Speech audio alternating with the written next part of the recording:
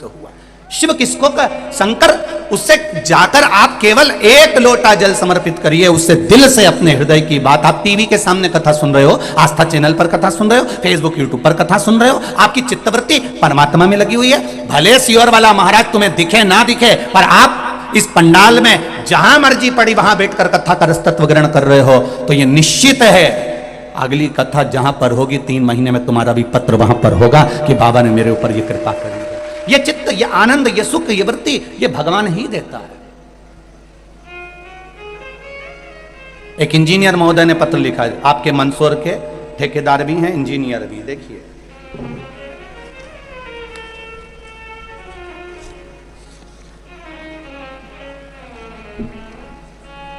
Engineer BS Sisodia, किरियानी Mandsaur. मैं BS Sisodia सेवानिवृत्त engineer, विद्युत सुरक्षा मध्य प्रदेश शासन से हूं। गुरुदेव, सेवानिवृत्ति के पश्चात मेरे को नियम अनुसार मिलने वाले फंड क्लेम विगत 9 माह से अटके हुए थे। 1 वर्ष पहले भी ये अटक गया था, नहीं आया, फिर 9 महीने कहा, फिर अटक गया। मेरे शुभ चिंतकों ने कहा कि सियोर वाला महाराज की कथा आती है टीवी पर, आप श्रवण करें। मैंने कथा सुनना चालू करा और मन में आया कि एक बार कुबेरेश्वर धाम जाऊं। कुबेरेश्वर धाम पर भी होकर आया। गुरुदेव, मंगलवार दिन 20/9/2022 को कथा में बैठा था। मंदसौर की कथा में बैठकर शाम को 4 बजे मैं केवल बाबा से विनय कर रहा था कि बाबा, मैंने सुना है तू सबकी मुराद पूर्ण करता है, मैं इसी पंडाल में बैठा हूं और मेरी मुराद पूर्ण कर दो, मेरा फंड ला दीजिए। शाम को 4 बजे चीफ इंजीनियर भोपाल से मोबाइल आया कि सरकार ने आपके सारे फंड क्लेम मंजूर कर दिए हैं, 3 दिन में आपका फंड का पैसा आपके पास पहुंच जाएगा। मैं इंजीनियर हूं, इन सभी चीजों पर मेरा विश्वास नहीं होता, पर देखा और प्रमाण देखा तो मैं भी छाती ठोक कर कह सकता हूं, और मेरा मोबाइल नंबर भी नीचे लिख रहा हूं, जिसको जरूरत पड़े मुझसे पूछना कि शिव कृपा किसको कहते हैं। यह शंकर है, यह शिव की उदारता है, यह शंकर की करुणा है। आपका विश्वास, आपकी दृढ़ता, आपका भरोसा। लोग कहते हैं साधु तप करता है, संत तप करता है, तपस्वी तप करता है। ये मेरा विश्वास कहता है आपका तप भी कम नहीं है मेरी जीजियों, मेरे भाई। सवेरे से एक जैसे बैठे रहते हो, बिना कुछ खाए पिए, मिल गया तो खा लिया, आराम रत्ती भर का नहीं। सवेरे स्नान करा, आए, बैठे, और तुमने जो तप चालू करा, धूप सूरज की तपन, प्यास लग रही है, भूख लग रही है, गर्मी पड़ रही है, इधर आपस में एक दूसरे के शरीर की तपन भी बनी हुई है, उमस अपनी जगह पर है, और उस बीच में 3 घंटे की कथा के लिए कम से कम 9 घंटे तक इंतजार करना पड़ रहा है, तब कथा मिल रही है। 3 घंटे की कथा के लिए 9 घंटे तक इंतजार करना पड़ रहा है, तब कथा मिल रही है, तब कथा प्राप्त हो रही है।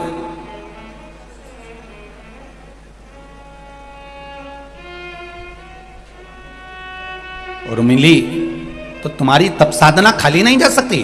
तुम ये नवरात्र में बैठकर यहां तप ही तो कर रहे हो, ये नवरात्र में बैठकर तुम साधना ही तो कर रहे हो, ये नवरात्र में बैठकर कथा के लिए इंतजार ही तो कर रहे हो, परमात्मा को पाने के लिए। यहां कुछ भी नहीं है इसके सिवाय, कुछ भी नहीं।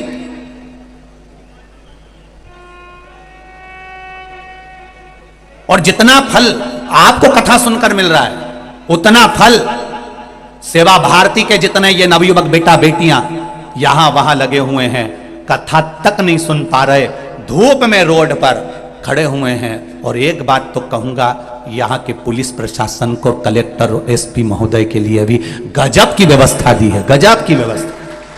यहां के कलेक्टर महोदय, SP महोदय को भी, आदरणीय SP DSP सारे महोदयों को, TI आदि सबको कहूंगा कि गजब की व्यवस्था आपकी और गजब का कंट्रोल आपका।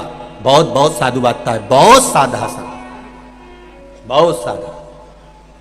इतनी अपार जन समुदाय को साधना बहुत कठिन बात है भाई, बहुत कठिन बात। कितना साधा, लक्ष्य मिलेगा ये निश्चित है। कुएं का पानी हिलोरे नहीं मारता, क्योंकि वो अंदर से चोट बहुत खाया हुआ होता है।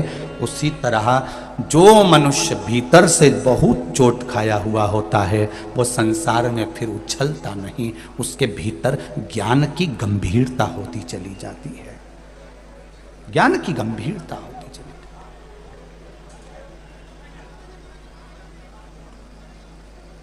एक सेठ जितना सुखी नहीं होता उतना सुखी भिखारी होता है। कौन सुखी है? जम के बोलो जरा, अरे अच्छे से बोलो। भिखारी। एक सेठ जितना सुखी नहीं होता उससे 1000 गुना सुखी एक भिखारी होता है। क्यों? भिखारी 100 घर से मांगकर खाता है और सेठ दिन भर कमाता है तो भी अपना टिफिन सही से खा नहीं पाता है।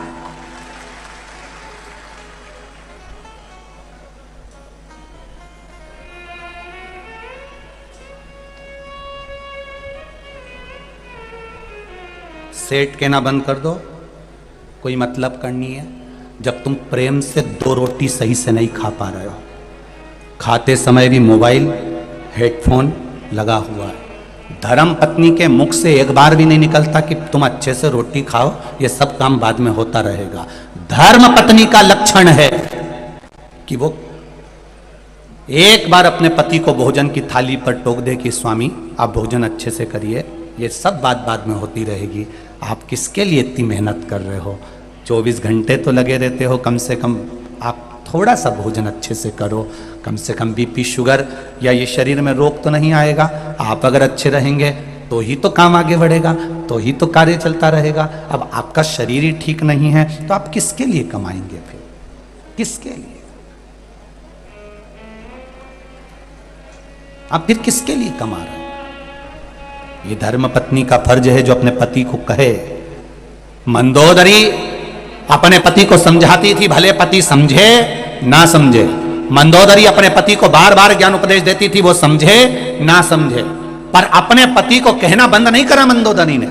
एक पत्नी वो होती है, अगर पति चिल्ला के दौड़ जाए, पति कुछ बोल दे तो पत्नी बोलना बंद कर देती है, फिर बोलती ही नहीं। मैं काय को बोलूं, मुझे क्या करना, अच्छा है जाओ तुम। तो नहीं, तुम धर्म पत्नी हो, तुम्हारा फर्ज है। मंदोदरी के ऊपर लंकाधिपति रावण ने तलवार तक खींच ली थी, मैं तुझे मार दूंगा मंदोदरी, अब मत कहना कि जानकी जी को वापस पहुंचाऊं। तो भी मंदोदरी ने कहना बंद नहीं करा, तुम मेरे प्राण ले लो, मना नहीं, पर मैं तुमको समझाए बिना नहीं रहूंगी, सलाह देती रहूंगी कि तुम सतमार्ग पर चलो। भले दुनिया को बुरा लगता रहे पर अपन अपना मार्ग बताते रहो। अपन अपना मार्ग बताना, पीछे मत हटना। कई लोगों को बुरा लगता होगा, सियोर वाला महाराज ये बोल देता है, वो बोल देता है, पर निवेदन है जब मंदोदरी अपना काम नहीं छोड़ रही तो सियोर वाला महाराज अपना काम कैसे छोड़ सकता है? कैसे छोड़ दे? वो सतमार्ग पर लाना, ले जाना, सतमार्ग की ओर प्रेरित करना, सतमार्ग की ओर आगे बढ़ाना। भले दुनिया के लोग अब शब्द कहें, ताने दे, गालियां दे, आड़ा टेढ़ा बोलते रहे, पर आप अपनी मस्ती में मंदोदरी जैसा जीवन। मंदोदरी कोई सहज नहीं थी, बड़ी विद्वानों में विद्वान। सप्त ऋषियों ने अपना ज्ञान मंदोदरी को दे रखा था, इसलिए मंदोदरी रावण जैसे विद्वान को समझाती थी। विद्वान और विद्यावान दोनों में अंतर है। रावण के आगे लिखा रहता था विद्वान और हनुमान जी के आगे लिखा रहता था विद्यावान गुणी अति चातुर। रावण के आगे विद्वान लिखा रहता था और हनुमान जी के आगे विद्यावान लिखा रहता था। विद्वान और विद्यावान में अंतर है। विद्वान जो होता है वो दूसरे को नीचा दिखाने का प्रयास करता है और विद्यावान दूसरे को उठाने का प्रयास करता है। विद्वान और विद्यावान में अंतर है। कई लोग बड़े बड़े अपने अपने सिंहासन पर बैठ जाएंगे, ऊंचे ऊंचे पद पर बैठ जाएंगे, हम विद्वान हैं, हमारे पास में वेद और शास्त्रों का ज्ञान है। तुम विद्वान तो बन गए रावण जैसे, पर दूसरे को गिराना जानते हो। और मेरा हनुमान जिनके आगे लिखा है विद्यावान गुणी अति चातुर, वो विद्यावान है, इसलिए लक्ष्मण मूर्छित भी हो गए तो रात भर में जड़ी बूटी ढूंढ कर उठाने का प्रयास करते हैं, वो विद्यावान हो गए। तुम्हारी विद्वत्ता वो किसी काम की नहीं अगर दूसरे को नीचे गिरा रहे हो।